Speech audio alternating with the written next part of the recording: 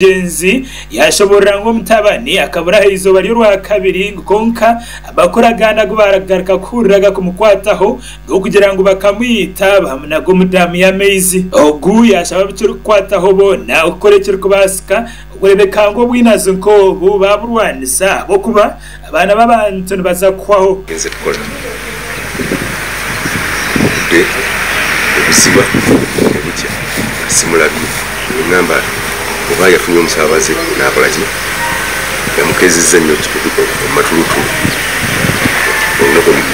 buziba ndamu ne bucya onoko lwokuna nga simula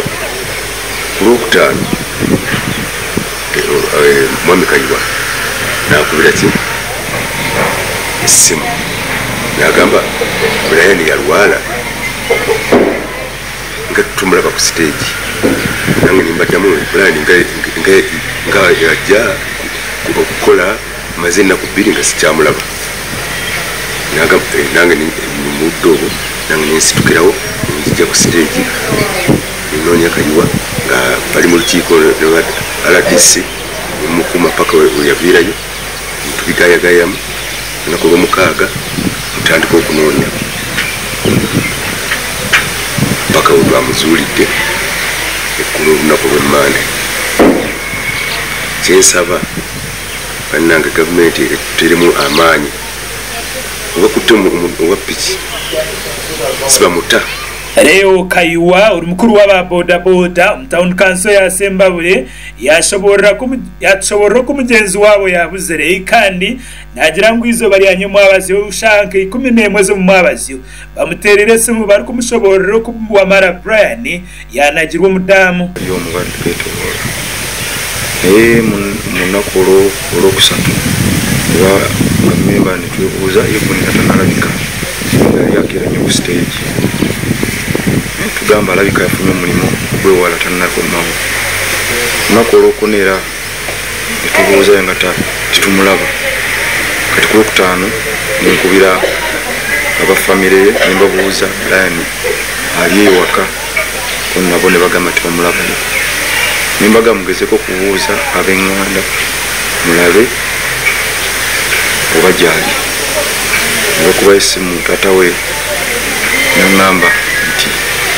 taliyo naba boda boda bagamba hona Sky TV bashaba bisuri kwataho bona ukurebekangu barwanise ubushuma bwa pichipichi mu district eti abo kubo bwinazo buri kubakorwaho abo kuvuga boda burengesere izo mu district ya Ssembabule toledwa nnyo ko omuntu yabuze twategedde embeera kigiye buzeemu era nganze naddala muliranwa we ndi muliranwa wa taata we omwana kumpi abadde wange nekitukoze bubi nnyo ensonga eno eyakitaba naddala ababoda mu Ssembabule esusse nnyo ddala oba bekikwatako mu bakulembeze oba gavumenti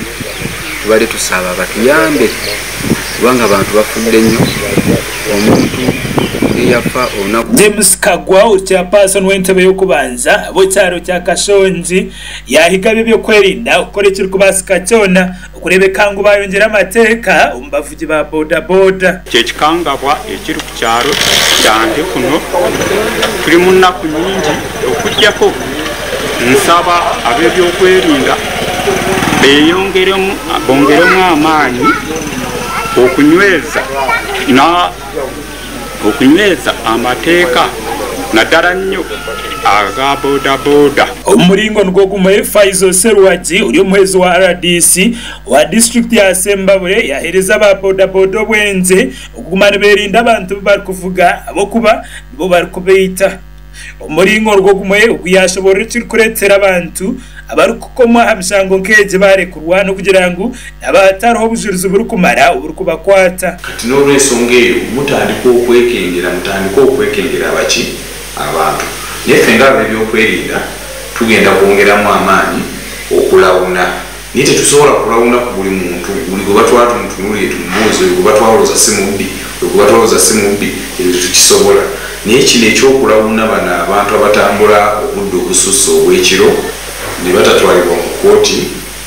oba oluusi ne babatabanga ebiseera ebisinga wesanga nti owa bodaboda gwe babbye